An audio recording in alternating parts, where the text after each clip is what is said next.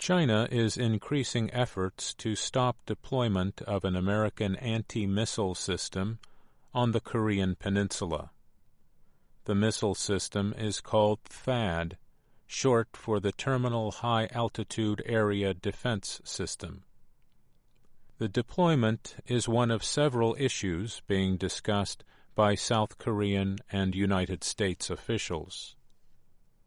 U.S. Defense Secretary James Mattis arrived in Seoul Thursday on his first foreign trip as head of the Defense Department.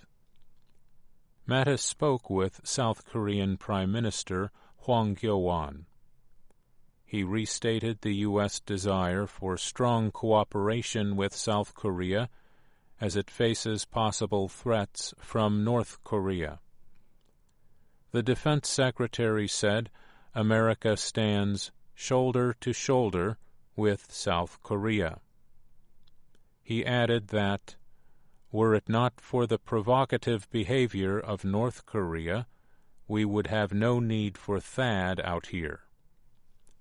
Other nations do not need to be worried about THAAD, he said. After visiting South Korea, Mattis planned to visit Japan, another U.S. ally in East Asia. U.S. and South Korean officials have repeatedly stated that the aim of the missile system is to answer the threat of North Korean missile attacks on the South. China, however, considers the planned deployment as a threat to its security. The deployment comes at a time when there are several difficult issues facing China and the United States. One is China's territorial claims in the South China Sea. But defense experts say North Korea's nuclear and missile programs could likely be the biggest security problem facing the U.S. over the next 2 years.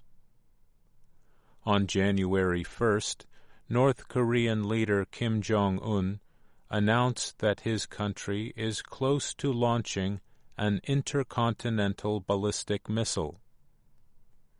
North Korea continues work on both its nuclear and missile programs, yet faces strong trade restrictions because of those activities. U.S. officials, including President Donald Trump, have criticized China for not doing more to control its neighbor. China, however, objects to the anti-missile system being placed so near its borders. THAAD has a powerful radar system that China says would let the United States see far into Chinese and Russian territory. Tang Jianchun is director of the Department of American Studies at the China Institute of International Studies. He says there are 2 things about the system that worry China. This is not only a military system for the ROK, Republic of Korea. This is actually a regional, a global plan for the United States to have a shield in one hand and a sword in another, he said. Tong added that the THAAD system interferes with the balance of power among states that possess nuclear weapons. He said THAAD is part of a chain of systems that goes from Europe to East Asia and the Pacific. Tong said the Chinese government is concerned about U.S. radars in Japan, Alaska, and on the island of Taiwan. This larger system is what China objects to, he said. Some experts say China also is worried that the deployment will hurt its efforts to expand influence in South Korea. The 2 countries have strong trade ties. And in 2015, the South Korean and Russian leaders visited China for a military parade marking the 70th anniversary of the end of World War II.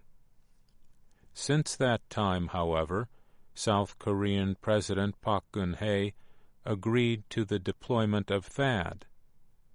Later, Park was impeached on corruption charges.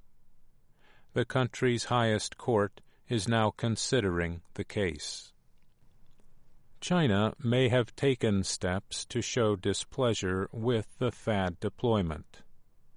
Jagannath Panda, an expert with the Institute of Defense Studies and Analysis in New Delhi, notes a drop in the number of Chinese making visits to South Korea. He says this has affected the South Korean economy. South Korean media have reported on other actions they say China has taken since the deployment was announced. These include travel restrictions on Korean performers, cancellation of some private charter flights, and actions against a South Korean business, the Lotte Group. Lotte is one of South Korea's biggest conglomerates. It owns the property where THAAD is to be set up. The anti-missile system is expected to be put in place in May. However, there are concerns that growing public opposition may delay the deployment. I'm Mario Ritter.